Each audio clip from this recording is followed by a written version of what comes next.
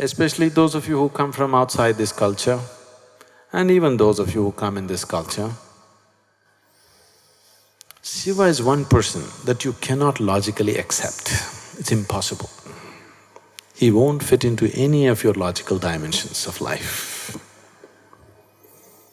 It is not in your intelligence to grasp what he's saying. It can only be experienced. If you sit here as a part of myself, then this is very simple. When one day Shiva and Devi were sitting together, Bhrigu, a great sage, came. He's a great worshipper of Shiva, a great devotee. He wants to go around Shiva, circumambulate Shiva. But he does not want to do it to Devi, he doesn't care a hoot about his wife. Parvati did not like this. Why is he excluding me? I am as much a part of him. So Shiva said, include Devi also.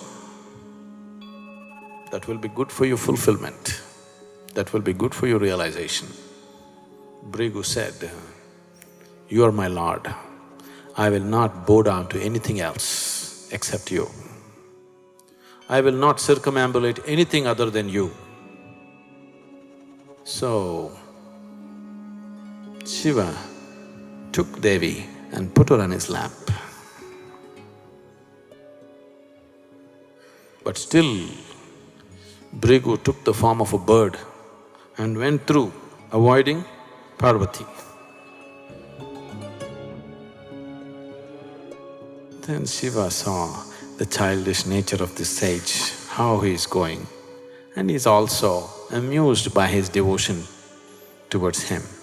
Then he pulled Devi into himself and made herself a part of him. This is how the Ardhanarishwar came.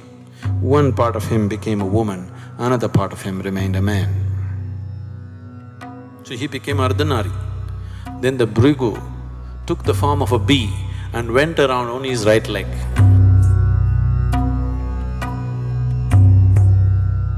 These are the ways of the devotees. They are not reasonable people. Nor is Shiva a reasonable man. I will try to be as reasonable with you as possible. I am not reasonable too, but because of certain things that I took up, certain dimension of activity I took up in this life, I have been trying hard to be, extremely hard, to be reasonable. I think I've managed to present a very reasonable face to people. But in no way am I a reasonable person, because people who are logically reasonable can never know this. So here, the next 7 days we will explore this. I want you to sit in my lap, like how she sat in his lap. I want you to sit in my lap with the same level of openness, with the same level of acceptance, with the same level of non-resistance. Simply, this is not a teaching, this is a sharing. This is a way two hearts can meet and something can happen. During the process today morning, there was a fight going on within me. One part saying, okay, what is this, why are you doing this? And the other part saying, okay, shut up and do this thing. Is it a normal thing that things like that happen? Is it… am I actually going somewhere, trying to break the logical thought, try to be with you? It always happens in marriage. And what we were trying to do is just this. Right now, you have a woman next to you. We are trying to put her into you. That's what we're trying to do. All these days, you just have a woman next to you. When it's comfortable, you hold her hand. When it's uncomfortable, you have nothing to do with her. But now we're trying to slowly put her into you, so that one half of you is all the time feminine. Is it okay? You said you have a wonderful wife. Is it all right if she becomes a part of you? Do you know, in India, we always refer to your wife as an ardhangi. You know what ardhangi means? She's one half of you. You know, even in English they said, whatever better half, bitter half, many things according to people's experiences. Whichever way, half. Ardhangi means she's a part of you. So, when we said she's a part of you, we are not just talking about she sharing your life with you. We are saying, this woman whom you have taken as a part of your life right now is actually a part of you, even before she came. So we are trying to bring you to that experience, because without that, you see wherever we look, you look up there. Did you look up? You didn't look up, oh. Because unless this happens to you, you will not be able to receive this. If you want to receive this, one half of you should become totally a woman, feminine, otherwise you cannot receive this. We have still not gone into the subtler sutras of Shiva, we're still trying to prepare the ground. It's been raining well. I thought we could plow quick, but we're going like this, it's okay. Whatever your thoughts say, I think we already went through this yesterday morning. First thing is,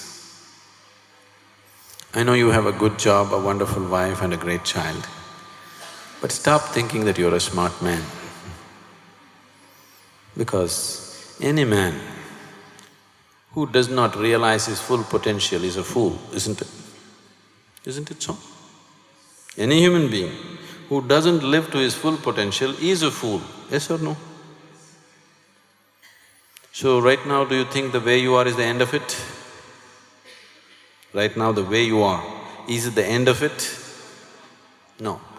That means you're a fool. Do you understand? So, if you just see, okay, these stupid thoughts and emotions are going on within me, what about it?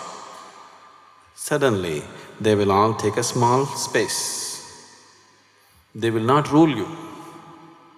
Now you think you're a very smart man, you're a successful man, this. Every stupid thought takes on so much energy and so much time. It'll take 1,000,000 years to clear all the mess. You just see, you, your mind, your emotion and everything about you is utterly stupid because it's not fully realized. Anybody who has not allowed himself to grow to his full potential is definitely a fool, isn't it? So just establish that. It's very good for you to know that you're a fool. If you know that you're a fool, you will walk through this life very aware, isn't it? Isn't it so? If you think you are smart, you'll walk around wantonly, doing stupid things in your life. But if you know the foolishness that exists within you, every step that you take, you will walk carefully. Isn't it so? When you're conscious of being a fool, don't you walk very carefully? That'll be very good for you. Your intelligence will slowly find expression. You're talking about the feminine quality of receptivity, and I just want to clarify something.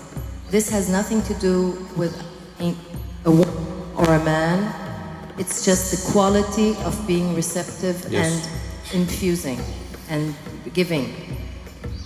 Yes. So for women, it has nothing to do with us having a male side to us. Now, when I say a woman, I'm not talking about somebody who is sexually a woman. Whether sexually you are a man or a woman, that's not the point.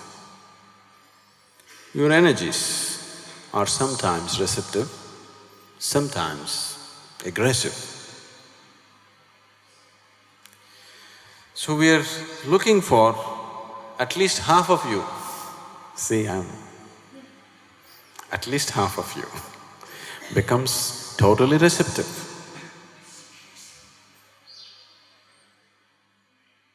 It has got nothing to do with you being a woman or a man. But with these processes, being a woman is a little advantage. Because right now, still we are going through those processes which Shiva taught specifically to Devi, who was a woman.